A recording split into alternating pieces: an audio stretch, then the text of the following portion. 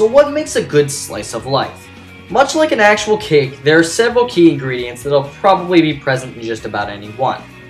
It usually contains different variants of a group that's normalish but slightly quirky, lots of colors, and usually a lack of any connecting plot. Now every slice of life handles its other ingredients differently. Some use the same preset that's in every other one, some change the mold just a bit to add in that little bit of spice of insanity, and some use it as a facade to hide its deeper secrets. Non Biyori is, for the most part, in the first category, which is unfortunate, but don't worry, it's not a huge problem. It's largely what is expected to craft a normal slice of life anime. Thankfully, however, this is definitely not a detriment to the overall anime. In fact, despite its mildly cookie-cutter-ish appearance, it manages to sprinkle in just a bit of added flavor to make itself shine just above the rest. Let's not waste any time. Here are my thoughts on Non Biyori. Our plot begins in a rural Japanese town, and trust me, you'll know it's rural. Why will you know? Well, how about the 2.5 literal minutes of nature shots? Yeah, fantastic start, guys. Anyways, our plot follows a group of 4 girls during their daily lives in the rural town. There's Renge, the first grader, and no matter what happens, she will just never, ever emote. There's Hotaru, a new arrival from Tokyo who's not really gotten used to the new town she's in. There's Komari, the oldest yet shortest of the group, and her sister Natsumi, who is basically the idiot of the group. There's also Suguru over here, who's basically the best character ever. And there's also an extra set of mildly quirky characters to round out the ensemble of insanity, of course. The plot, being a slice of life, of course, doesn't follow any cohesive pattern. Each episode focuses on a variety of things, from Komari's size to dealing with Kotaru's obsession with making Komari plushes. And before you ask, yes, I would want one.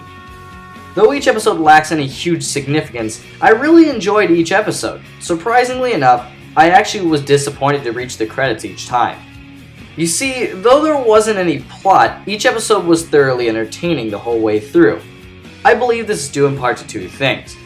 1, the rural setting allowed for much more simple things like a test of courage or a culture festival episode to be much more interesting and entertaining. It may not sound like much of a change, but it changes actually quite a bit for each episode. 2, each of the characters is actually extremely interesting, and the focus sometimes shifts to 1 or 2 of them alone. This actually allowed for, get this, backstory and somewhat development. Yeah, it's crazy, I know. These 2 factors actually lead to a much more entertaining watch than most normal slice of life anime I've seen. The animation and visuals of this anime can be described in the phrase beauty and simplicity. The characters are generally all the generic slice of life designs, but I really don't mind. I think it's a fine enough style to suit the type of show that this is. Seriously though, what's really impressive is the nature and backgrounds. Jeez man, the plants and rural setting allow for the visuals to really shine. It is seriously just gorgeous to look at, and the water animation is bar none my favorite looking water in an anime. I mean, not sure if that was a competition, but whatever. And it's a good thing it looks so good, because you'll be seeing a lot of it. The sound is a bit more hit and miss. The openings and closings are actually really mellow and extremely catchy. Seriously, that opening is just a perfect fit for the show's visuals and setting, and having the credits theme be sung by the characters is just so freaking adorable. The rest of the show's music is a bit grating to listen to, honestly, especially with that weird piccolo flute. It's just not pleasant to listen to.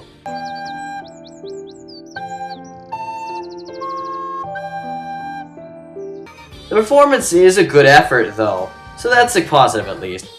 Even the emotional sounding Renge manages to pull an entertaining performance. So, in the end, Non Biyori was actually somewhat of a pleasant surprise for me. I have to be honest, I wasn't expecting much when this show was pulled, as it seemed like a typical slice of life to me. I mean, sure, it kind of was, but it sprinkled in enough charm and changes to win me over. The characters were fantastic, the plot was funny and entertaining, the setting allowed for some spice to be added, and geez, everything just looked so pretty. Sure, the plot isn't really anything serious, and sure, sometimes it would just drag the whole nature thing for way too long, but that wasn't enough to stop me from enjoying it in the end. Honestly, this might just be my favorite, normal at least, slice of life. With that being said, I'm awarding Non Biyori with a score of 8.5 out of 10. Sure, it was a slice of life, but man, it was a damn good one. I recommend it greatly if you find these kind of shows entertaining. If not, well, then whatever. At least I tried. Hey everybody, if you like this anime review, please be sure to like, comment, and subscribe. I mean, hey, I'm making anime reviews pretty good. You know what I mean? I got some other things. I'm doing Himoto next, because that's the one I pulled. I'm not sure if it's gonna be an interesting review. This one was, I'm sorry it took a little longer than I expected it. It was kind of like, I still had to get back into the whole mindset of this, plus I didn't get the footage until like Saturday, so. But generally speaking, I'm happy with this, and I'm excited to see you in the next video. Bye!